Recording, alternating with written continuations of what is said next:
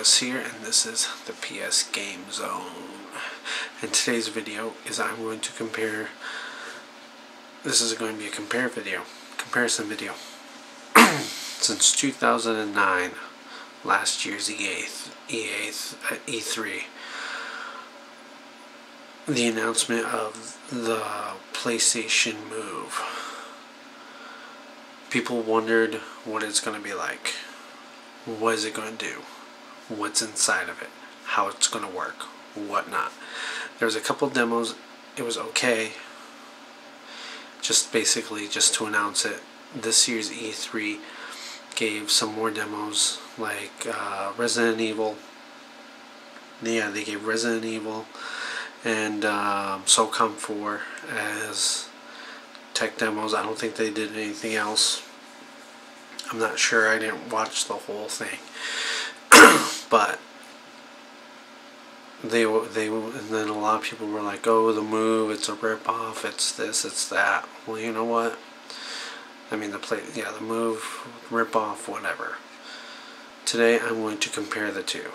This is Wii versus the Move. And we will start with the Wii, the reigning champion. It's been on the king of the hill as motion controller because it's been pretty much the, well, not necessarily, well, yeah, the only motion controller. It hasn't really been any other motion controller except for the 6-axis, which I guess in a way it was kind of motion, but not really motion per se. But here is the Wii remote, the Wii controller. Now let's take it apart. These pictures were published by NetLabs, which is out of University of Notre Dame University of Notre Dame, whatever. And we will start with the top view. This is the top of the controller, like if you were looking at the top side. Let's start from the upper top, the upper part, and let's work our way down. We'll start more or less on the left hand side and work our way to the right. Anyways though, you see the power switch. Obviously it turns on the controller, and it will also most likely be your default controller, your default #1 player.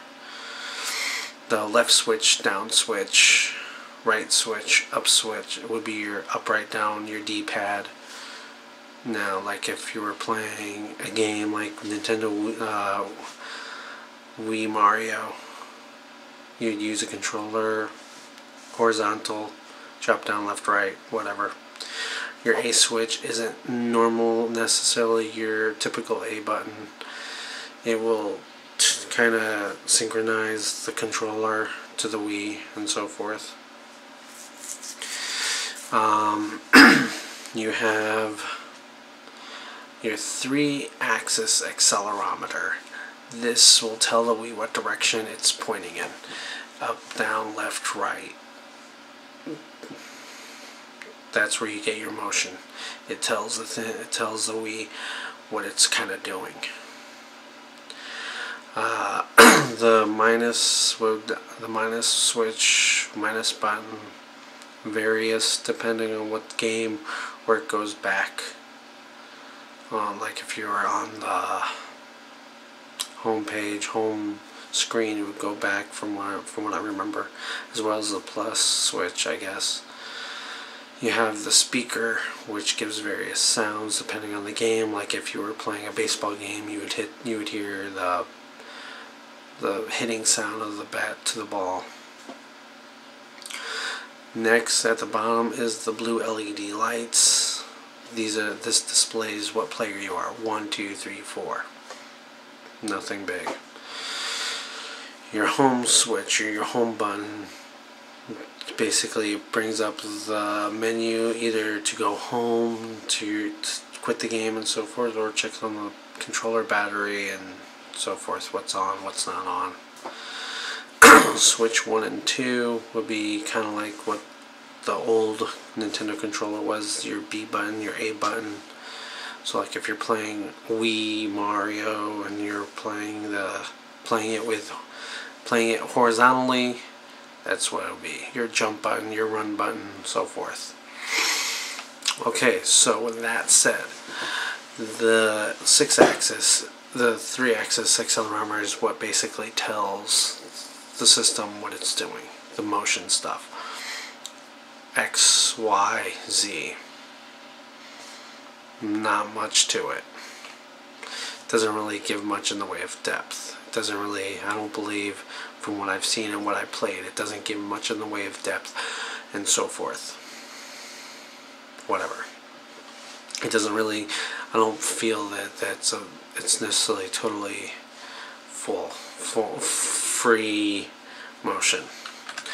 Anyways though, here's the bottom of the thing. Again, left to right. First we'll start with the rumble pack. This gives the rumbling feature. No big deal. The battery points, this is where you install a battery. Again, no big deal. Up at the top is the visual IR. This is the beam that sends the instructions to the sensor bar, telling the Wii what the controller is doing. And that indicates what will happen on the screen. Your B button is your trigger button. At the bottom is the trigger button.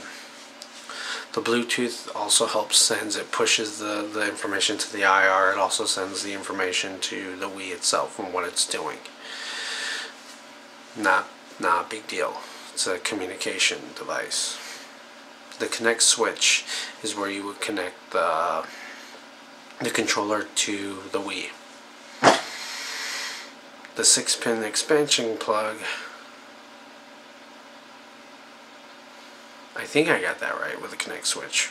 Or it could be, I haven't really played the thing for a while. The 6-pin expansion plug-in is where you plug the nunchuck into it. Actually, I think the connect switch is the connection of the nunchuck. You unplug it to detach the thing.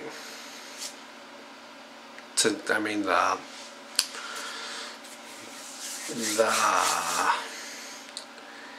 Wii remote to the nunchuck.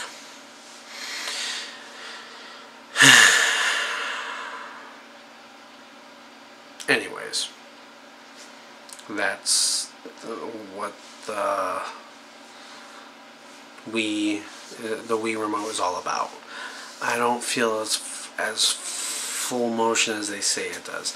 I mean, I've seen some of the games, some of the instructions, and it's like for example, Zelda. In order to swing your sword, do this.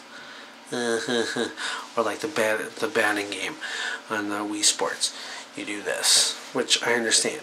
You don't want to start doing all sorts of stuff, but you don't have that full motion capabilities, from my understanding, from what I remember playing. No, I haven't played the Wii in a while, so, but from what I've seen my sister and friends play it, you don't have the ability to do much. That's my problem with the Wii Wiimote.